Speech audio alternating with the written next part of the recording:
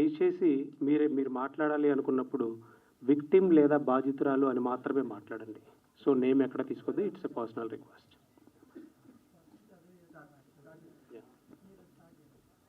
So ఇప్పటి వరకు ఈ కేసుకు సంబంధించి రకరకాలుగా అపోహలు బయట నడుస్తూ ఉన్నాయి. And Harsha Sai PR team లేదా పెయిడ్ ఛానల్స్ తనకి ఎన్ని ఉన్నాయి ఏంటి అనేది మా అందరికన్నా మీకు చాలా ఎక్కువ తెలుసు. మేము ప్రతి ఛానల్కి వెళ్ళి కూర్చొని వాటిని ఎక్స్ప్లెయిన్ చేసే అంత టైం లేదు కాబట్టి, మా ఇంటెన్షన్ అది కూడా కాదు కాబట్టి, అండ్ సింగిల్ సిట్టింగ్లో క్లారిఫికేషన్ ఇవ్వాలన్న ఉద్దేశంతో మీడియా అందరినీ ఒకే వేదిక మీద అడ్రస్ చేయాలన్న ఉద్దేశంతో వచ్చాము. ఈ కేసుకు సంబంధించి చాలా అపోహలు బయట నడుస్తున్నాయండి. అంటే అసలు కేసు ఎఫ్ఐఆర్ ఏంటి, ఏం ఫైల్ చేశారు అనేది క్లియర్ డీటెయిల్స్ ఇప్పటివరకు ఎక్కడ రివీల్ చేయలేదు. అట్ ది సేమ్ టైం 2 కోట్ల కోసం ఇలా చేశారు అనే కొన్ని అలిగేషన్స్ వినిపిస్తూ ఉన్నాయి. దాంట్లో వాస్తవం అనేది లేదు. కంప్లైంట్ కాపీ అనేది ఎక్కడ ఇంతవరకు రివీల్ చేయడం జరగలేదు. అండ్ హర్ష సాయి అనేటువంటి వ్యక్తి ప్రస్తుతం దేశం వదిలిపెట్టి పారిపోయి వేరే కంట్రీలో ఉంటూ ఇక్కడ ఉన్నటువంటి తనకు అనుకూలంగా ఉన్న కొన్ని యూట్యూబ్ ఛానల్స్ని కానీ కొన్ని ఇన్స్టాగ్రామ్ పేజెస్ని కానీ మేనేజ్ చేస్తూ డబ్బుతోటి మేనేజ్ చేస్తున్నాడని మాకు ఇన్ఫర్మేషన్ ఉండడం వల్ల తను కొన్ని ఆడియోస్ని scripted, fabricated, edited, pre planned complaint కాపీలో ఏదైతే క్లియర్గా మేము మెన్షన్ చేశామో ఈ ఫ్యాబ్రికేటెడ్ ఆడియోస్ కానీ వీటన్నిటిని పెట్టుకొని అతను బ్లాక్మెయిల్ చేస్తున్నాడని చెప్పడం, అతను విక్టిమ్ని బాధించే విధంగా మానసిక క్షోభకు గురయ్యే విధంగా వాటిని దేశం దాటి బయటికి వెళ్ళిపోయి మరీ రిలీజ్ చేస్తూ ఉండడం, దాన్ని కొన్ని సోషల్ మీడియా ఛానల్స్ పర్టికులర్గా యూట్యూబ్కి సంబంధించిన కొన్ని సోషల్ మీడియా ఛానల్స్ ఎంటర్టైన్ చేస్తూ ఉండడం వలన మేము హైకోర్టును అప్రోచ్ అవ్వడం జరిగింది.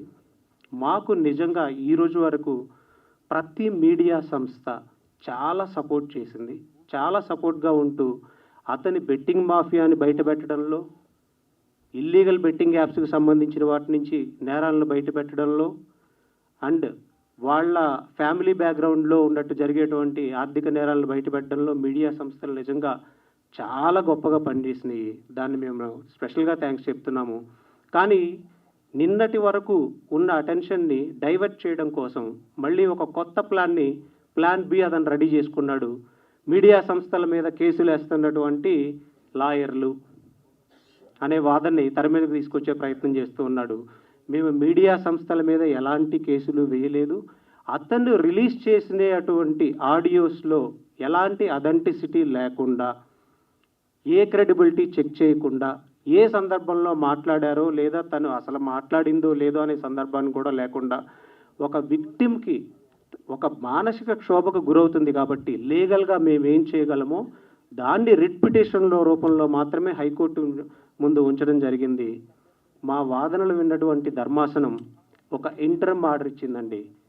ఆ fabricated, edited, scripted, pre planned audios నిందితుడు కొన్ని యూట్యూబ్ ఛానల్స్ని అడ్డు పెట్టుకొని తనని మానసిక క్షోభకు గురి చేస్తున్నారు కాబట్టి ఆ లింక్స్ అన్నీ కూడా ministry of broadcasting and technology union of India, Telangana government and cyber crime and SHO, YouTube and meta వీళ్ళందరినీ పార్టీగా చేయడం జరిగింది. వీళ్ళందరూ వాటిని తీసివేయాలని కూడా జరిగింది. ఒకవేళ మీరు నిజంగా వాటిలో ఏదైనా మీడియా ఛానల్స్ కొన్ని వాటికి సంబంధించి ప్రచారం చేసి ఉంటే అవి లీగల్గా గవర్నమెంట్ ద్వారా తీసివేస్తే మీరు కూడా మా మీద కేసులు వేసి తీసేయిస్తారా అనే హర్ష సాయి వాదనలోకి వెళ్ళిపోయే అవకాశం ఉంది కాబట్టి మా అంతటా మేమే ముందు వచ్చి మిమ్మల్ని రిక్వెస్ట్ చేస్తున్నాము. ఆ ఫ్యాబ్రికేటెడ్, ఎడిటెడ్, స్క్రిప్టెడ్ ఆడియోస్ని నిందితుడు ఇలా వాడుకొని బాధితురాలకి ఇంకా అన్యాయం చేసి తను సూసైడ్ చేసుకునే స్థాయి వరకు తీసుకెళ్లాలనే ప్లాన్ని మీడియా సంస్థలను అడ్డుపెట్టుకుంటున్నాడు కాబట్టి, అలాగే యూట్యూబ్ ఛానల్స్ని అడ్డుపెట్టుకుంటున్నాడు కాబట్టి, ఇన్స్టాగ్రామ్ పేజెస్ని అడ్డుపెట్టుకుంటున్నాడు కాబట్టి దీన్ని అర్థం చేసుకోగలరు అని మిమ్మల్ని ఒక సింగిల్ వేదిక మీద పిలిచి మేము చెప్తూ ఉన్నాము. ఇంకా ఈ కేసుకు సంబంధించి ఇప్పటి వరకు కొంతమంది పెయిడ్ ఆర్టిస్టులు అంటాం. పెయిడ్ ఆర్టిస్టులు అంటే కొన్ని డిబేట్స్లు మేము చూస్తూ ఉన్నాం. వాళ్ళ దగ్గర ఎఫ్ఐఆర్ కాపీ లేదు, కంప్లైంట్ ఏంటో తెలియదు. ఈ ఆడియోస్ బేస్ చేసుకొని ఒక సినిమా రివ్యూ చెప్పినట్టు ఆడపిల్ల జీవితాన్ని చెప్తున్నారండి. ఒకసారి ఆలోచించండి. ఆ ఆడియోస్ని బేస్ చేసుకొని మన ఇళ్ళల్లో ఆడపిల్లలు ఉన్నారు, మనకి అక్కా చెల్లెళ్ళు ఉన్నారు. వాళ్ళ జీవితాలని ఈ ఆడియోలను బేస్ చేసుకొని కంప్లైంట్ కాపీలో ఏముందో కూడా తెలియకుండా డిసైడ్ చేయడానికి డిబేట్లు పెడుతూ ఉన్నారు. పర్టికులర్గా యూట్యూబ్లోని సోషల్ మీడియా ఛానల్స్ కొన్ని. వారి మీద సైబర్ క్రైమ్ వాళ్ళు కంప్లైంట్ నమోదు చేయడం జరిగింది, ఎఫ్ఐఆర్ రిజిస్టర్ చేయడం జరిగింది. ఎఫ్ఐఆర్ కాపీ కూడా తీసుకొని వచ్చాం. ఎప్పుడైతే హైకోర్టు డైరెక్షన్ ఇచ్చిందో వీళ్ళు ఎఫ్ఐఆర్ రిజిస్టర్ చేశారు. వాళ్ళ నేమ్స్ వచ్చేసి మీ అందరికీ తెలుసు. వాళ్ళు కూడా సోషల్ మీడియా ఇన్ఫ్లుయెన్సర్సే. సో దాసరి విజ్ఞాన్ అనే అతని మీద, శేఖర్ భాష అనే వ్యక్తి మీద, అండ్ కరాటే కళ్యాణి, సారీ ఆమె నేమ్ తీసుకున్నందుకు, ఆమె కూడా ఉమెన్, ఆమె కూడా ఆలోచించాలి. కరాటే కళ్యాణి గారి మీద, ఇంకొక పర్సన్ మహిదర్ వైబ్స్. ఇవి ఆడపిల్లల జీవితాలండి, సినిమా రివ్యూలు కాదు. కేవలం అతను పంపించిన ఆడియోస్ని కంప్లైంట్ కాపీ కూడా లేకుండా వాటిని బేస్ చేసుకొని తన క్యారెక్టర్ అసాసినేషన్ చేసి తనని డీఫేమ్ చేస్తే మీకేమొస్తుంది? మహా అయితే ఒక గంట యూట్యూబ్ ఛానల్లో కంటెంట్ నడిచిద్ది. కానీ అవి విన్నటువంటి, నిజ నిర్ధారణ లేకుండా విన్నటువంటి ఆ బాధితురాలు ఎంత క్షోభకు గురవుతుందో ఆలోచించాలి ఇక్కడ మనం. దానిలో ఇక్కడ సెక్షన్ 356 కింద డిఫర్మేషన్ కింద అండ్ 72 ఆఫ్ బిఎన్ఎస్, మన అందరికీ తెలుసు మీడియా సంస్థలకి ఒక విక్టిమ్కి సంబంధించినటువంటి నేమ్ తీయకూడదు అని. కానీ వాళ్ళ నేమ్ వేస్తూ, నేమ్ తీస్తూ, ఇవి పర్టికులర్గా తన మాట్లాడిన ఆడియోలే అంటూ, ఇవి పర్టికులర్గా తన క్యారెక్టర్ ఇది అంటూ డీఫేమ్ చేయడం కోసం చేయడం వల్ల, సో సెక్షన్ 72 బిఎన్ఎస్ మనకి క్లియర్గా చెప్తుంది ఇలా చేయకూడదని. అండ్ 67 ఐటీ యాక్ట్ కింద వాళ్ళ మీద ఎఫ్ఐఆర్ నమోదు చేయడం జరిగింది. ఇప్పుడు ప్రస్తుతానికి వారు కూడా అబ్స్కాండ్లో ఉన్నారు. నిందితుడికి సహకరిస్తున్నారు. నిందితుడు ఎక్కడున్నారో వాళ్ళకి తెలుసు, అవుట్ ఆఫ్ కంట్రీలో ఉన్నాడని కూడా తెలుసు. అండ్ ఇంకొకటి మనం గమనించాలి, వాళ్ళ నాన్నగారి మీద కేసు ఎందుకు పెట్టారు, ఇమ్రాన్ అనే వ్యక్తి మీద కేసు ఎందుకు పెట్టారు? ఎఫ్ఐఆర్ కాపీలో ఎవరైనా చూశారండి వాళ్ళ నాన్నగారి పేరుందని? ఎఫ్ఐఆర్ కాపీలో ఇమ్రాన్ ఏముందండి అక్యూజ్డ్గా? లేకుండానే వాళ్ళంతట వాళ్ళు హైకోర్టు ధర్మాసనాన్ని అప్రోచ్ అయ్యి యాంటిసిపేటరీకి వెళ్ళారు. నిన్న జడ్జి గారు ఒకటే అడిగారు, అక్యూజ్డ్గా చేర్చకుండా మీరు హైకోర్టుకి ఎందుకు వచ్చారు అంటే మీరు తప్పు చేశారని ముందుగా ఒప్పుకుంటున్నారా? జడ్జి గారు అడిగిన ప్రశ్న. ఒకవేళ పోలీసులు విచారణకు పిలిస్తే, వాళ్ళ తండ్రి గారిని కానీ ఇమ్రాన్ని కానీ పిలిస్తే మీరు వెళ్ళి సహకరించండి, మీరు అక్యూజ్డ్గా తేలితే అప్పుడు మీకు యాంటిసిపేటరీకి వచ్చే లిబర్టీ ఉంటుంది అని కూడా జడ్జి గారు చెప్పారు. సో దీనికి సంబంధించి ఇంకా అసలు వీళ్ళు ఏంటి అనే కొన్ని డీటెయిల్స్ కానీ మీకు ఏదైనా డౌట్స్ ఉన్నా అడగండి. అండ్ కొన్ని విషయాలు మీరు సపోర్ట్ చేసినందుకు మన ప్రొడ్యూసర్, ఈ సినిమా కొంచెం దీనిలో కొంత సినిమా వివాదం కూడా ఉంది కాబట్టి, కాపీ రైట్స్కి సంబంధించిన విషయం కూడా ఉంది కాబట్టి మన బాలచంద్ర గారు, one of the co producer, ఆయన అడ్రస్ చేస్తారండి. గత 15 రోజులుగా ఈ సమస్య మనల్ని వెంటాడుతూ ఉంది. సో ఎవరైతే అన్యాయం జరిగింది అని బాధిత మహిళ బయటకు వచ్చిందో తను అంత ధైర్యం చేసి బయటికి రావడం జరిగింది. కంప్లైంట్లో కూడా మేము క్లియర్గా మెన్షన్ చేశాము, ఏమేమి వీడియోలు ఆడియోలు పెట్టి మమ్మల్ని బ్లాక్మెయిల్ చేస్తూ మా చుట్టూ ఉన్న వాళ్ళని కూడా భయభ్రాంతులను గురి చేస్తూ అతను మమ్మల్ని ఇబ్బంది పెడుతున్నాడు అని మేము కంప్లైంట్లో మెన్షన్ చేశాము. డే 2 నుంచే అతను అది స్టార్ట్ చేయడం మొదలుపెట్టాడు. ఇదే విషయాన్ని మేము కోర్టు వారికి సవినయంగా తెలియజేయడం జరిగింది. దాని మీద ఇమీడియట్గా మాకు ఆర్డర్ రావడం జరిగింది. సో దానికి సంబంధించింది ఒకసారి మీడియా అందరికీ తెలియజేయాలనుకున్నాం. మీరందరూ నిజంగా చాలా సపోర్ట్ చేశారు సార్. సో దీన్ని ఇంకా ముందుకు తీసుకెళ్ళాలి. ఎనీ డౌట్స్ మీరు ఏదైనా ఉంటే దీని గురించి అడగాలంటే ఒకసారి you can address sir.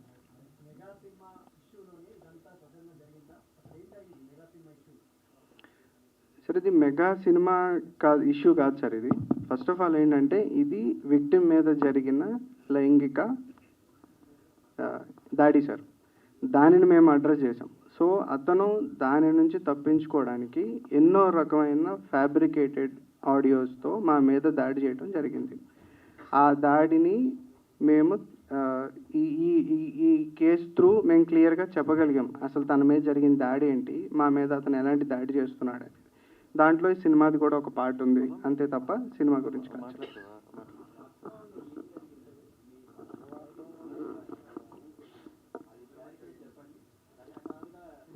Two crores తీసుకున్నారా లేదా కాపీరైట్ కోసం? ఇద్దరు కలిసి ఒక సినిమా ఒప్పందం చేసుకున్నారు.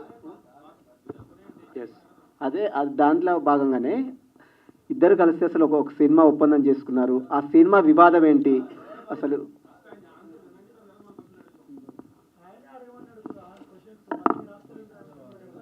ఒక 1 minute అండి, మీకు కంప్లైంట్ ఏంటో క్లారిటీగా ఇస్తాం. కంప్లైంట్ ఇంతవరకు ఎవరికి తెలియదు కదా, మీకు కంప్లైంట్ తెలిస్తే క్లారిటీ వస్తుంది. ప్రొడ్యూసర్స్గా ఎవరైతే ఈ సినిమాకి ఉన్నారో అసలు వీళ్ళు ఎలా ఎంట్రీ అయ్యారో మనం చూడాలి. వీళ్ళు ఎలా ఎంట్రీ అయ్యారంటే, కో ప్రొడ్యూసర్ గారు అండ్ విక్టిమ్ ఒక సాంగ్ చేయాలి అని వాళ్ళ స్టేటస్ ఏంటో మీకు ఆల్రెడీ తెలుసు. వాళ్ళు శ్రీ పిక్చర్స్ అనేటువంటి బ్యానర్తో ఇంతకుముందు కొన్ని చిన్న చిత్రాలు కానీ, సాంగ్స్ కానీ, లేదా షార్ట్ ఫిల్మ్స్ కానీ ఇలాంటివి తీసున్నారు. అండ్ విక్టిమ్ ఎవరైతే ఉన్నారో 2014 నుంచే తన యాక్టింగ్ ఫీల్డ్లో ఉన్నారు. అండ్ బొంబాయిలో కూడా కొన్ని సీరియల్స్ చేశారు, ఇప్పటికీ అవి మనకు వస్తూనే ఉంటాయి. And Bigg Boss celebrity. ఈ శ్రీ పిక్చర్స్ని 2019లో ఎస్టాబ్లిష్ చేశారు. ఎస్టాబ్లిష్ చేసిన తర్వాత ఒక సాంగ్ తీద్దాం. ఇప్పుడు హర్ష సాయి అనే వ్యక్తి ఇండియాలోనే నెంబర్ 1 యూట్యూబర్గా ఉన్నాడనేది మనందరికీ తెలిసిన విషయమే. సో ఒక సాంగ్ తీద్దామనే ఉద్దేశంతో ఒక మీడియాలో ఉన్నటువంటి ఒక యాంకర్ ద్వారా వెళ్ళి కలవటం జరిగింది.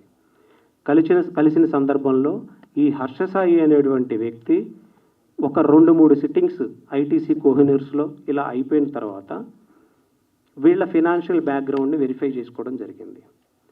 నా దగ్గర ఒక స్టోరీ లైన్ ఉంది.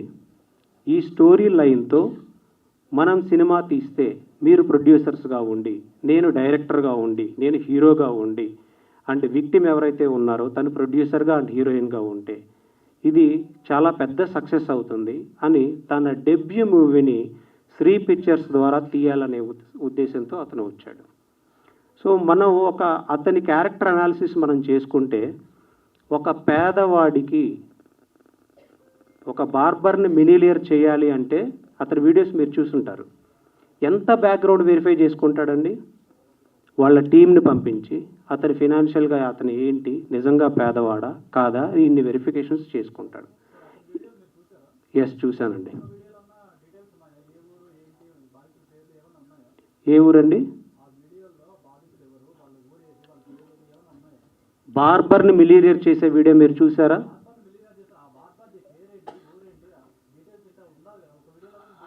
అది మీరు క్వశ్చన్ చేయాలి హర్ష సాయిని.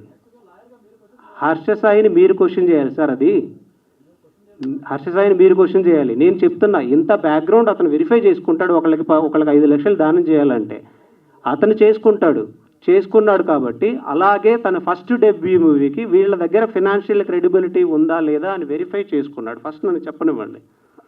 వెరిఫై చేసుకున్న తర్వాత మాత్రమే తను ఆ సినిమాలోకి ఎంటర్ అవ్వడం జరిగింది. అండ్ నాకు అకామిడేషన్ ప్రొవైడ్ చేయండి అనేది జరిగింది. ఆ అకామిడేషన్ ప్రొవైడ్ చేసే టైంలో ఈ నార్సింగిలోని ఒక విల్లాలో వీళ్ళు అకామిడేషన్ ప్రొవైడ్ చేశారు. ఆ విల్లాకి విక్టిమ్ని ఇంకా షూట్ స్టార్ట్ అవ్వలేదు. స్క్రిప్ట్ అతని దగ్గర ఓన్లీ లైన్ మాత్రమే ఉంది. ఇప్పుడు స్క్రిప్ట్ డిస్కషన్స్ ఎలా జరుగుతాయో మీకు తెలుసు. సో విక్టిమ్ని రమ్మని చెప్పడం, అక్కడికి వచ్చిన తర్వాత విక్టిమ్తో పాటు అతను ఆల్కహాల్ కానీ ఇలాంటి డ్రింక్స్ అన్కాన్షియస్ స్టేజ్లోకి తీసుకొని డ్రింక్స్ ఇవ్వడం, తర్వాత తను కొన్ని మన నోటితో చెప్పలేనటువంటి అంటే కొన్ని నగ్న చిత్రాలు తన అన్కాన్షియస్ స్టేజ్లో తీసి తన కెమెరాలో బంధించడం, తన కెమెరాలో ఉంచడం, ఆ తర్వాత తన మీద లైంగిక దాడి ఇలాంటివి చేయడం, తర్వాత అవి చూపిస్తూ బ్లాక్మెయిల్ చేయడం. వాళ్ళ ఫాదర్ ఎప్పుడైతే తను లీగల్గా కంప్లైంట్ ఇవ్వాలి, డిఫెండ్ చేయాలి అనుకుందో, అల్టిమేట్ స్టేజ్లో ఇంకా ఈ వివాదాన్ని సర్దుమర్చాలి అనే ఉద్దేశంతో వాళ్ళ నాన్నగారితో మాట్లాడించి ఎలా అయినా సరే ఈ వివాదాన్ని ఇక్కడ సర్దుమర్చాలనే ఉద్దేశంతో వాళ్ళ నాన్నగారు ఒక ఫాల్స్ ప్రామిస్, మీరు సెలబ్రిటీ, తను సెలబ్రిటీ, మీరు ప్రొడ్యూసర్గా ఉన్నారు, ఈ సినిమాలో సక్సెస్ అవుతుంది, మీకు పెళ్లి చేస్తాను అనేటువంటి ప్రపోజల్ పెట్టడం, ఆ పెళ్లి అనే మాటతో నమ్మించి, ప్రేమ అనే మాటతో నమ్మించి సినిమాని ఇంత దూరం తీసుకొని రావడం, దాన్ని ఎలా షూట్ చేశారు, బ్లూ మ్యాట్ కూడా యూజ్ చేయకుండా ఎలా షూట్ చేశారు అనేది మీరు ఆల్రెడీ చూశారు. ట్రీజర్ ఎంత గ్రాండ్గా రిలీజ్ అయ్యిందో కూడా మీరు చూశారు. ఇప్పుడు ప్రొడ్యూసర్ రైట్స్ ఎవరి దగ్గర ఉంటాయండి? స్టోరీకి సంబంధించినవి రైట్స్ అన్నీ ఎవరి దగ్గర ఉంటాయి? ప్రొడ్యూసర్ దగ్గర ఉన్నాయి. ఆ సినిమాకి అది రిలీజ్ అయితే 10 మిలియన్ వ్యూస్ వరకు 12 మిలియన్ వ్యూస్ వరకు వెళ్ళటం మనం చూసాం ఆల్రెడీ. నెట్ఫ్లిక్స్ కూడా వీళ్ళని అప్రోచ్ అయినట్టు మనకు తెలుస్తుంది. ఈ సినిమా 100 కోట్లు వెళ్తుంది, 200 కోట్లు వెళ్తుంది అని అతను చెప్పిన ఆడియోస్ని పోలీసు వారికి సబ్మిట్ చేయడం కూడా జరిగింది. అతనికి ఆ నమ్మకం ఉంది కాబట్టి, ఆ లాభం ఏదో వస్తే ప్రొడ్యూసర్కి వస్తుంది, నేను చేస్తే నాకేంటి అనుకున్నాడు కాబట్టి, నాకు కేవలం రెమ్యూనరేషన్ వస్తుంది అనుకున్నారు కాబట్టి విక్టిమ్ని మళ్ళీ హెరాస్ చేయడం మొదలుపెట్టాడు. నాకు కాపీ రైట్స్ ఇవ్వండి. ఈ సినిమాలో తన ఒక్కళ్ళదే ఇన్వెస్ట్మెంట్ కాదు, ఇంకా ఇన్వెస్టర్స్ కూడా ఉన్నారు. ఇప్పుడు బాలా గారు ఉన్నారు, ఇంకా ఒక సినిమాకి బిహైండ్ చాలామంది ఉంటారు వర్క్ చేసేవాళ్ళు. తన ఓన్ డెసిషన్ కాదు. ఇప్పుడు ఆ కాపీ రైట్స్ కోసం మళ్ళీ తను బ్లాక్మెయిల్ చేయటం, సొసైటీలో కొంతమంది సెలబ్రిటీస్ని ఈ సంవత్సర కాలంలో ఏ ఇంటిమెసీ లేకుండా, ఎలాంటి ఇది లేకుండా, తనకు అనుకూలంగా తను ఏ క్రైమ్ అయితే చేశాడో తనకు కావాల్సినట్టుగా తినని డిఫేమ్ చేయడం కోసం, విక్టిమ్ని డిఫేమ్ చేయడం కోసం కొన్ని ఫ్యాబ్రికేటెడ్, కొన్ని ఎడిటెడ్, కొన్ని స్క్రిప్టెడ్ ఆడియోస్ అన్ని పెట్టుకోవడం, కొంతమంది సెలబ్రిటీస్ని, కొంతమంది యూట్యూబర్స్ని ఐటీసీకి పిలిపించుకొని పర్టికులర్గా మోర్ దెన్ 100 మెంబర్స్కి పిలిపించి వాళ్ళకి వినిపించడం, వీళ్ళని డిఫేమ్ చేయండి, వీళ్ళకి వచ్చే ఫైనాన్షియల్ ఫండింగ్ రాకుండా చేయండి, వీళ్ళని సర్వనాశనం చేయండి అని కంకణం కట్టుకోవడం, ఇవన్నీ చేశాడు. ఇది కంప్లైంట్లో మెన్షన్ చేశారు. దీన్ని మిస్లీడ్ చేయడం కోసం, మీడియా సంస్థలకి మిస్లీడ్ చేయడం కోసం 2 కోట్ల కోసం ఫైల్ చేసిన అటువంటి బాధితురాలు 2 కోట్లు మోసం చేశాడు అని ఉంటూ ఎక్కడ కంప్లైంట్లు లేదండి. అసలు జరిగిన విషయం ఇది. దీని తర్వాత అతని ట్రాప్లోకి మీడియా సంస్థలను వాడుకుంటున్నాడు. లీడ్ అతనే ఇస్తాడు ఇన్ఫర్మేషన్. మిమ్మల్ని మిస్లీడ్ చేయడానికి కూడా యూజ్ చేస్తూ ఉన్నాడు. నార్సింగ్ పోలీస్ స్టేషన్లో కేసు నమోదైంది. దాదాపు నెల రోజులు గడుస్తుంది. అయినప్పుడు కూడా ఆయన దేశం విడిచి వెళ్ళిపోయారని మీరు చెప్తున్నారు. ఇప్పటికే పోలీసులు లుక్అవుట్ నోటీసులు జారీ చేశారు. పోలీసులు ఏం చెప్తున్నారు అసలు? ఈరోజు పోలీసు వారితో క్లియర్గా మాట్లాడడం జరిగింది. అతను దేశం వదిలిపెట్టి పారిపోయాడు. లుక్అవుట్ నోటీసులు కూడా జారీ చేశారు. నిన్న వాళ్ళ తండ్రి గారికి అండ్ ఇమ్రాన్ అనే ఇంకొక యూట్యూబర్కి యాంటిసిపేటరీ బెయిల్ కోసం వాళ్ళు వేసుకోవడం వాళ్ళు జరిగింది. జడ్జి గారు క్లియర్గా అడిగారు, మీరు ఇంకా అక్యూజ్డ్గా చేర్చక ముందే మీరు ఎలా వస్తారు అని బెయిల్ రిజెక్ట్ చేయడం కూడా జరిగింది. సార్, ఇప్పుడు విక్టిమ్కి సంబంధించిన ఆడియోలు బయటకు వచ్చాయి, అవన్నీ కూడా తీసేయాలంటున్నారు కదా. అదే విధంగా హర్ష సాయికి సంబంధించిన ఆడియోలు కూడా బయటకు వచ్చాయి. అవి ఎలా వచ్చాయి? అక్యూజ్డ్కి విక్టిమ్కి ఒకే రైట్స్. కోర్టు ఫైనల్ చేయలేదు లేండి. అది అక్యూజ్డ్కి ఎఫ్ఐఆర్ మాత్రమే అయింది. అది అక్యూజ్డ్కి విక్టిమ్కి సేమ్ రైట్స్ ఉండవు. రైట్. నువ్వు నిందితుడివి, నీ దగ్గర ఏదన్నా ఆధారాలు ఉంటే అవి వచ్చి మీరు పెట్టండి కోర్టుకి. వీళ్ళ దగ్గర ఉన్న ఆధారాలు మీడియాకి రిలీజ్ చేయలేదు. వీళ్ళ దగ్గర ఏమున్నా సరే. నా క్వశ్చన్ స్ట్రైట్ గా ఒకటే, ఆడియోలు ఎలా వచ్చాయి బయటికి? ఆడియోలు ఎవరు రిలీజ్ చేశారండి? అదే నేను అడుగుతున్నాను, ఎవరు రిలీజ్ చేశారు? అది ఎవరు రిలీజ్ చేశారు? హర్ష సాయే రిలీజ్ చేశాడు ఆడియోలన్నీ. కాదు సార్, ఇప్పుడు విక్టిమ్ కి సంబంధించినటువంటిది ఏదైతే ఉందో ఆడియోలన్నీ కూడా బయటకు వచ్చాయి, హర్ష సాయి రిలీజ్ చేశారని మీరు చెప్పారు ఇప్పుడు. ఎస్. సో అదే విధంగా హర్ష సాయికి సంబంధించిన ఆడియోలు కూడా బయటకు వచ్చాయి. ఓకే. వీడియో కూడా ఒకటి బయటకు వచ్చింది. ఓకే. అది ఎలా వచ్చాయి? ఎవరు వచ్చారు? మేబీ ఏ థర్డ్ పర్సన్ రిలీజ్ చేయొచ్చండి. హర్ష సాయి బెట్టింగ్ మాఫియాలో ఇన్వాల్వ్ అయ్యి ఉన్నాడు. వీళ్ళ దగ్గర కూడా కొన్ని ఉంటాయి కదా. ఇప్పుడు అదే విషయం మీద యువ సామ్రాట్ అనే వ్యక్తి 6 నెలల నుంచి సంవత్సర కాలం నుంచి ఫైల్ చేస్తూ ఉన్నాడు. అతని మీద 3 తప్పుడు కేసులు హర్ష సాయి పెట్టించగలిగాడు ఈ బెట్టింగ్ యాప్ సంబంధించి. అతను చేసిండొచ్చు కదా, మనం చెప్పలేము ఎలా చేశారనే దాని గురించి. కానీ ఇతను తన టీమ్స్ తోటి, పర్టికులర్గా భరత్ అనే వ్యక్తితోటి, రియాజ్ అనే వ్యక్తితోటి, ఇప్పుడు సీసీ కెమెరాస్లో ఎక్కడెక్కడ వీళ్ళు మీట్ అవుతున్నారు ఏంటి అనేది అవుతుంది, మొత్తం తీస్తూ ఉన్నారు బయటికి. సో అలా వస్తాయి బయటికి. అండ్ మేము ఇవ్వాల్సిన ఎవిడెన్స్ అంతా పోలీసు వారికి సబ్మిట్ చేశారు విక్టిమ్ సైడ్ నుంచి. మాకు ఒకవేళ మీడియాలో రిలీజ్ చేస్తే దానికి క్రెడిబిలిటీ ఉండదు ఫస్ట్. ఇప్పుడు సినిమా వర్త్ ఎంత సార్? మొత్తం ఈ సినిమాకి సంబంధించి ఏదైతే ఇప్పుడు సినిమా గొడవ జరుగుతుందో మొత్తం దానికి సంబంధించిన మొత్తం వర్త్ ఎంత ఉంటుంది? అది ఆ సినిమాకి సంబంధించిన డీటెయిల్స్ మొత్తం కో ప్రొడ్యూసర్ గారు చెప్తారు. కానీ చెప్పండి. అదే సినిమాకి ఆ సినిమా అయితే మన టీజర్ వరకే షూట్ చేయడం జరిగింది సార్. ఆ తర్వాత షూటింగ్ మనం ఏం చేయలేదు. దానికి సంబంధించి మొత్తం ఇప్పటి వరకు ఎంత? ఒక 1 crore 2 crore సార్? అంటే బడ్జెట్స్ మాట్లాడుకునే ప్లాట్ఫామ్ ఇది కాదు సార్. దాన్ని మనం సపరేట్ జరుగుతుంది గొడవ అంతా కూడా బడ్జెట్ కాదు సార్. ఇక్కడ మనం అడ్రస్ చేసింది తన మీద జరిగిన దాడి గురించి చెప్పాము, మూవీ రైట్స్ గురించి చెప్పాం, కానీ మూవీ బడ్జెట్స్ ఇన్వెస్ట్మెంట్స్ కాదు సార్ టాపిక్. చెప్తాను సార్, అదే చెప్తున్నాను సార్. అంటే క్లారిటీ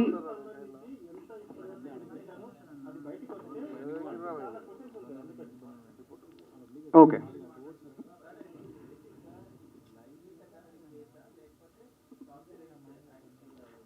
సార్ ఇది ప్యూర్గా లైంగిక దాడికి సంబంధించిన కేసే సార్. ఇది ఒకటే మాట్లాడతాం. ఓకే అండి. లేదు డెఫినెట్గా లేదు సార్. సార్ మేము బయటకు వచ్చింది ఈరోజు ఈ ప్రెస్ మీట్ పెట్టింది అన్ని బాధితురాలకి వీళ్ళు ఏదైతే మానసిక క్షోభిస్తున్నారో media through, paid media through, paid debates through దీని గురించి మాట్లాడడానికి, కానీ సినిమా గురించి కాదు సార్. ఎస్ బాలచంద్ర గారు, సార్ మీ పేరుని అనేక సార్లు కూడా బాధితురాలు ప్రస్తావించడం జరిగింది. ఎప్పుడంటే ఒక రియాలిటీ షోకు వెళ్ళిన దగ్గర నుంచి ఆమె ఫ్యామిలీ వీక్స్లోకి వచ్చినప్పుడు కూడా మీరు ఎంటర్ అవ్వడం జరిగింది. ఆ విషయాలకు అప్పటి నుంచి ఇప్పుడు ఆమె బయటకు వచ్చిన తర్వాత కూడా మీరు ఆ సెలబ్రేషన్స్లో ఉన్నారు. ఎవరన్నా ఒక బిగ్గెస్ట్ సపోర్ట్ సిస్టమ్ ఉన్నారు అంటే ఆమె అనేక సార్లు మీ పేరు మెన్షన్ చేసినటువంటి పరిస్థితి. ఇంతకాలం నుంచి ట్రావెల్ చేస్తున్నారు. అలాంటిది బాధితురాలికి ఒక ఇబ్బంది జరిగిందనేటువంటి విషయం ఇంత లేట్గా, అంటే మీకు ఇంత సపోర్ట్గా ఉన్నారు, అనేక సార్లు అన్కాన్షియస్ అని అంటున్నారు, హర్ష సాయి తనను ప్రలోభాలకు గురి చేశాడు అంటున్నారు. మరి మీకు ఎంత క్లోజ్గా ఉండేటువంటి వ్యక్తి అన్ని సంవత్సరాల నుంచి, సింపుల్గా ఇంకొక విషయం కూడా చెప్పాలంటే ముంబై నుంచి ఆమె ఇక్కడకు వచ్చినప్పుడు మొట్టమొదటి స్టేజ్లో హెల్ప్ చేసినటువంటి వ్యక్తి కూడా మీరే అనే విషయం కూడా మెన్షన్ చేయడం జరిగింది. మరి ఇంత సపోర్ట్ సిస్టమ్గా ఉన్నటువంటి వ్యక్తి అయినటువంటి మీకు ఇంత అంటే హర్ష సాయి అయినటువంటి యూట్యూబర్ అంత అన్యాయం చేస్తుంటే ఇంతవరకు తెలియజేయలేదా? ఇంత లేటుగా ఎందుకు బయటకు వచ్చింది? ఆమె మీకు చెప్పుకోలేదా? ఈ విషయాలన్నీ ఎప్పుడు బయటకు రాలేదా? ఇంత లేట్ ఎందుకు అయింది? ఇంత లేట్ అనేం అవ్వలేదు సార్. బేసిక్గా ఎప్పుడైతే జరిగిందో అప్పుడే నా దృష్టికి రావడం కూడా జరిగింది సార్.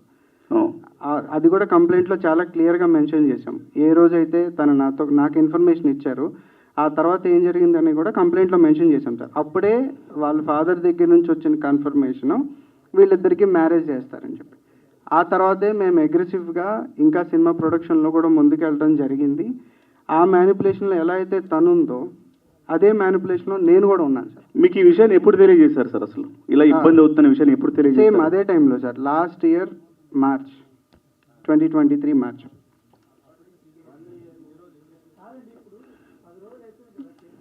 అవును సార్.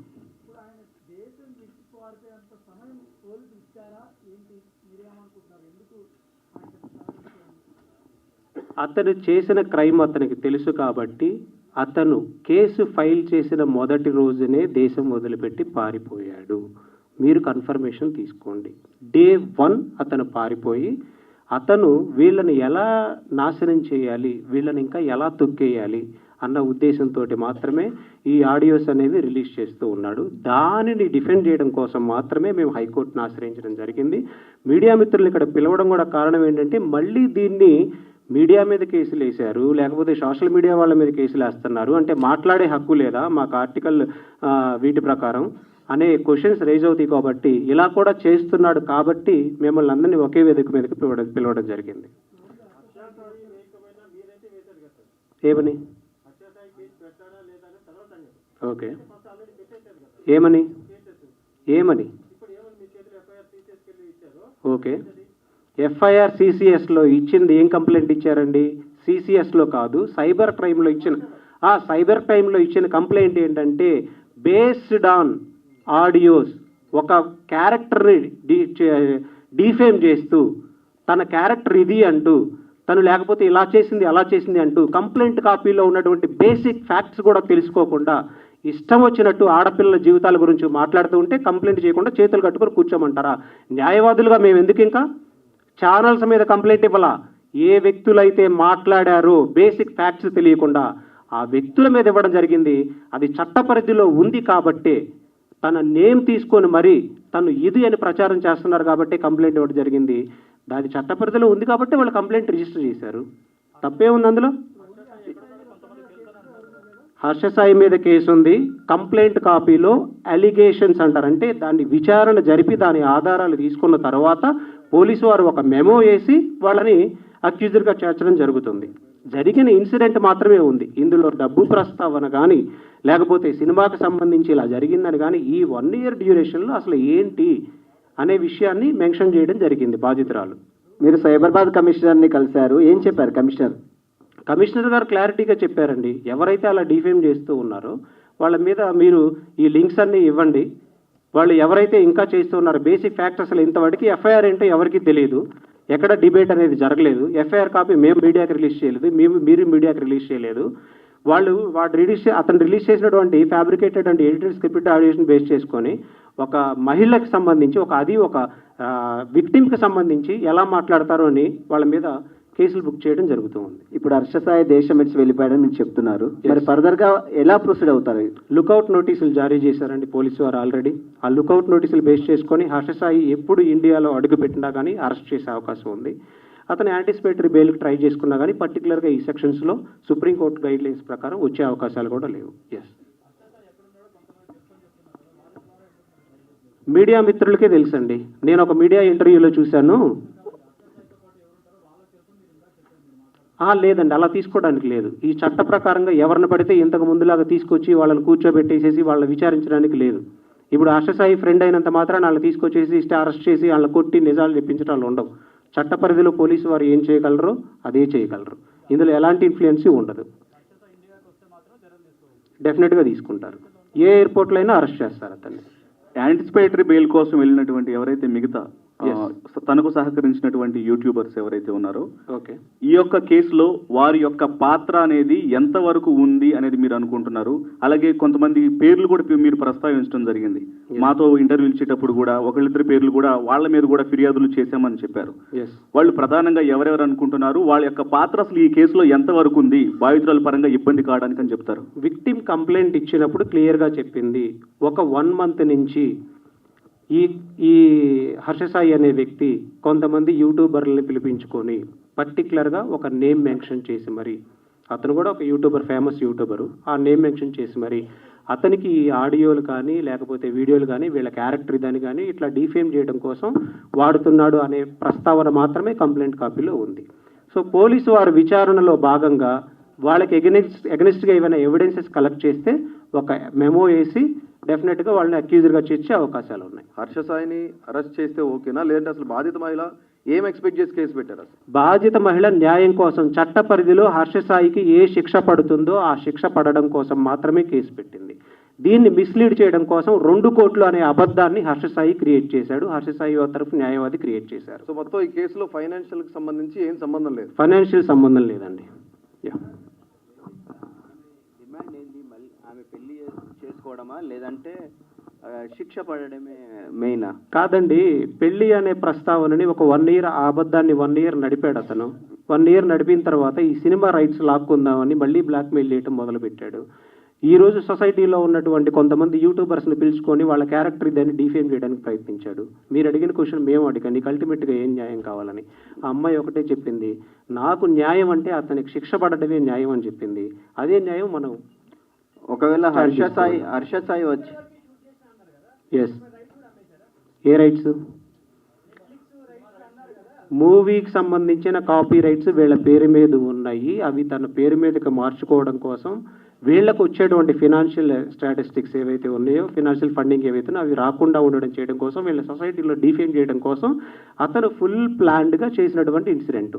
సో మూవీ అనేది కొంచెం మనం దీన్ని పక్కన పెడదాం, అవుట్ ఆఫ్ కంటెంట్ అవుతుంది. సార్ ఇప్పుడు గత 15 రోజులు అవుతుంది ఈ కేసు నడవబట్టి. అవును, పురోగతి ఏంటి సార్ ఈ కేసులో? కేసు పురోగతి అని అంటే అది పోలీసు వాళ్ళు ఎంతవరకు చేయగలరు వాళ్ళ ప్రయత్నాలు వాళ్ళు చేస్తూ ఉన్నారండి. కానీ హర్ష సాయి అనే వ్యక్తి Day 1 దేశం వదిలిపెట్టి పారిపోవడం వలన మనకి కొంత పరిధి మాత్రమే ఉంటుంది. పోలీసులకి లుకౌట్ నోటీస్ జారీ చేస్తారు. అతను ఏ రోజైనా కంట్రీలో అడుగుపెట్టి ఏ బోర్డర్లో అయినా సరే ఏ ఎయిర్పోర్ట్లో అడుగుపెట్టినా కానీ అరెస్ట్ చేసే అవకాశాలు ఉన్నాయి. సో అంతవరకే చేయగలరు. కానీ అతను ఈ మీడియా తనకున్న పర్సనల్ అకౌంట్స్ ద్వారా కానీ తనకున్న ఫ్యాన్ పేజెస్ తోటి కానీ ఇలా చేయకుండా ఉండడం కోసం మాత్రమే, విక్టిమ్ని ఇంకా తన జీవితాన్ని నాశనం చేయకుండా ఉండడం కోసం మాత్రమే కోర్టు మెట్లు ఎక్కాల్సిన పరిస్థితి ఏర్పడింది. అంటే విక్టిమ్కి జరిగిన అన్యాయం గురించి ఒక 1 yearగా ఏదో ఒకటి జరుగుతుంది ఇంటర్నల్గా. పోలీస్ కేసు ఒక 1 year 1.5 year తర్వాత పెట్టడానికి కారణం ఏంటండి? స్టార్టింగ్లోనే వీళ్ళు లీగల్గా స్టెప్స్ తీసుకుందాం అనుకున్నప్పుడు వాళ్ళ సెలబ్రిటీ స్టేటస్ని వీటన్నిటిని అడ్డు పెట్టుకొని విక్టిమ్ యొక్క ఎవరైతే హర్ష సాయి ఫాదర్ ఎవరైతే ఉన్నారో అతను కాంప్రమైజ్ చేశాడండి Day 1. అతను కాంప్రమైజ్ చేయడం వల్ల వాళ్ళు నమ్మి ట్రావెల్ చేసి ఈ మూవీ మీద ఇన్వెస్ట్మెంట్ పెట్టి తనని బాగా నమ్మారు. ఆ నమ్మకమైన సిచ్యువేషన్లో మీరు అర్థం చేసుకోండి. ఇప్పుడు ఈరోజు కొన్ని మీడియా ఛానల్స్ అంటే కొన్ని యూట్యూబ్ పర్టికులర్గా అండి అచ్చా ఎలా చేస్తున్నారంటే ఇప్పుడు రామాయణం గురించి మాట్లాడుతుంటే ఎలా చెప్తారంటే వీళ్ళు సీత గీత ఎందుకు దాటింది, దాటకుండా ఉంటే ఉండేది కదా, ఎందుకు దాటాల్సిన సిటీ ఏంటి, లక్ష్మణుడి గీసిన దాటకుండా ఉంటే సీత మంచిదే కదా, రావణాసురుడు అన్ని సంవత్సరాలు అక్కడ ఉంచారు కానీ టచ్ చేయలేదు కదా. సార్ ఇప్పుడు ఇలాంటి క్వశ్చన్స్ వస్తాయండి మీడియా పరంగా. సార్ ఒక క్వశ్చన్ తర్వాత మాట్లాడతాడు. ఇప్పుడు ఆడియోలు ఆ అమ్మాయి అన్నారు కదా, ఆ వాయిస్ ఆ అమ్మాయిదేనా, విక్టిమ్దేనా? ఏదండి బయట కొన్ని రిలీజ్ చేశారు కదా, యా, ఎవరైతే దానిలో ఫ్యాబ్రికేటెడ్, ఎడిటెడ్, స్క్రిప్టెడ్ ఆడియో అమ్మాయిదా కాదా అని చెప్పాల్సింది కోర్టు ఫోరెన్సిక్ పంపించిన తర్వాత ఏ నివేదిక వస్తుందో దాన్ని బేస్ చేసుకొని చెప్పాలా. నేను ఎట్లా చెప్తానండి? ఆవిర్బాబు గారు కాదు. మీరు ఒక్క నిమిషం, 10 ఆడియోలు దాకా వచ్చాయి కదండి, ఓకే 3 నిమిషాలు వచ్చాయి కదా, ఓకే, దాంట్లో చాలా క్లియర్ గా హర్ష సాయినే ఆ అమ్మాయి ట్రాప్ చేసినట్టు ఆడుంది. ఓకే. తర్వాత దీంట్లో గోల్డ్ స్మగ్లింగ్ ఉంది, పొలిటీషియన్స్ దగ్గరికి అమ్మాయిలు లింకప్ అయి ఉంది, తను వెళ్ళి తను ఉన్నట్టు అన్ని ఉన్నాయి. తర్వాత బెట్టింగ్ సంబంధించినట్టు ఇవి అంశాలు కూడా ఉన్నాయి. ఓకే, ఇవన్నీ కూడా ఫ్యాబ్రికేటెడ్ అయినా ఇవన్నీ అంటే ఏ సందర్భం లేకుండా అది ఫోరెన్సిక్ రిపోర్ట్ వచ్చిన తర్వాత మాత్రమే మనకు తెలుస్తుంది ఆ అమ్మాయి వాయిసా కాదా, నేను ఆ అమ్మాయి వాయిస్ కాదా అని కోర్టు పరిధిలో డిసైడ్ చేయాలి. ఆడియో కాల్స్ ఎడిటెడ్ చేయొచ్చు. ఆ అమ్మాయి ఏ సందర్భంలో చెప్పింది, ఏ సందర్భంలో మాట్లాడింది, ఎలాంటి సిచ్యువేషన్స్ లో మాట్లాడింది అనేది కోర్టులో డిస్కషన్స్ జరుగుతాయి, మీకు వస్తుంది క్లారిటీగా. వాయిస్ తనది కాదు, కొన్ని ఉన్నాయి ఎడిట్ చేసిన ఉన్నాయి, కొన్ని స్క్రిప్టెడ్ ఉన్నాయి. మీకు చెప్తాను వినండి. ఆడియో మీరు ఆడియోలో ఒక ఫోన్ ఇట్లా పెట్టుకొని ఓకే ఇట్లా రికార్డ్ చేశారు, తన స్పీకర్ ఫోన్ ఆన్ చేసి ఇద్దరు మాట్లాడుకుంటున్నది. ఓకే, క్లియర్ గా విక్టిమ్ తోనే హర్ష సాయి మాట్లాడుతున్నట్టు ఉంది. దాని బ్యాక్గ్రౌండ్ ఏం డబ్బింగ్ చెప్పలేదని లేకపోతే ఎడిట్ చేయలేదని మీరు గ్యారెంటీ ఇవ్వగలరా? చేస్తారని చెప్పొచ్చు కానీ వాయిస్ బాధితురాలది కాదని మీరు చెప్పట్లేదు. మీరు వాటిని ఫోరెన్సిక్ పంపించండి, రిపోర్ట్ వచ్చిన తర్వాత మాట్లాడదాం. నేనెందుకు పంపుతానండి, మీకు చెప్తున్న పిఆర్ టీమ్ కాదండి, ఫోరెన్సిక్. ఇప్పుడు ఏదైనా మాట్లాడేటప్పుడు కాంక్రీట్ ఎవిడెన్స్ ఉండాలా, కాన్ఫిడెన్షియల్ రిపోర్ట్ ఉండాలా, అవన్నీ లేదు కాబట్టే కదా ఈరోజు అతను డైరెక్ట్ గా వచ్చి పోలీసుల దగ్గరకు వచ్చి Day 1 సబ్మిట్ చేసి ఈ ఆడియోస్ అన్ని ఉన్నాయి, వీళ్ళే నన్ను ట్రాప్ చేస్తున్నారు, లేకపోతే 1 year ముందే వీళ్ళు ప్లాన్ గా నన్ను ట్రాప్ చేశారు అని అతనే ముందే వచ్చు కదా, అతను సెలబ్రిటీ కదా. ఈ క్వశ్చన్ అక్కడ వేయండి. ఈ సినిమాలో బాధితురాలి ఎంతో ప్రొడ్యూసర్ అన్నా, వన్ ఆఫ్ ద ప్రొడ్యూసరా లేకపోతే ఎట్లా? One of the producer and heroine. Okay, మీరు ఇద్దరు కలిసి చేశారా? ఇద్దరు అంటే అప్పటికి ఒక 50 లక్షల వరకు కూడా ఖర్చు చేశారన్నారు, నిజమేనా? అది బయట చెప్తున్నట్టుగా కంప్లైంట్ లోనే రాశారు. సార్ కంప్లైంట్ లో 50 లక్షలు ఖర్చు చేసామని రాయలేదు. అండ్ ఫస్ట్ ఆఫ్ ఆల్ మనం దీన్ని సినిమా నుంచి బయటికి వెళ్ళి మాట్లాడదాం అనుకున్నాం, మళ్ళీ మీరు తిరిగి సినిమాలోకే తీసుకొస్తున్నారు. మీకు ఏదైనా సినిమా గురించే మాట్లాడాలంటే అది సపరేట్ గా నేను అదే క్వశ్చన్ అడుగుతాను. ఎందుకంటే మీరు మా స్టూడియోలోనే ఏడుస్తూ బోరుమని ఏడుస్తూ ఒక మాట అన్నారు, నన్ను రోడ్డు మీద తీసుకొచ్చాడని. That's why I'm asking you. అడగండి పర్ అంతే కదా. కానీ ఇప్పుడు ఇక్కడ మనం పెట్టుకున్నది ఇది ప్యూర్ గా కాదండి. ఇప్పుడు బాధితురాలకి అన్యాయం జరిగింది సినిమా ద్వారానే కదా. సినిమా ద్వారా మా నమ్మకాన్ని అతను మోసం చేసిన దాని గురించి మాట్లాడుతున్నాం కదా. అవును అవును కదా, అందుకే రిలేటెడ్ గా అడుగుతున్నాం మేము, అంతేగాని అన్రిలేటెడ్. ఇందాక మీరే అన్నారు ఇది ఇక్కడ సినిమా గురించి మాట్లాడాల్సిన అవసరం లేదా, మాట్లాడను అని మీరే అన్నారు. ఇప్పుడు మళ్ళీ మీరు అదే టాపిక్ గురించి ఇది అడగట్లేదు. విక్టిమ్ అక్యూజ్ ని కలిసింది సినిమా డిస్కషన్ కోసం. అవును, నేను కలిసాను ఫస్ట్ అక్యూజ్ ని, తర్వాత తను కల్పించాను. అంతే కదా, దాని గురించి అడిగాము అంతే.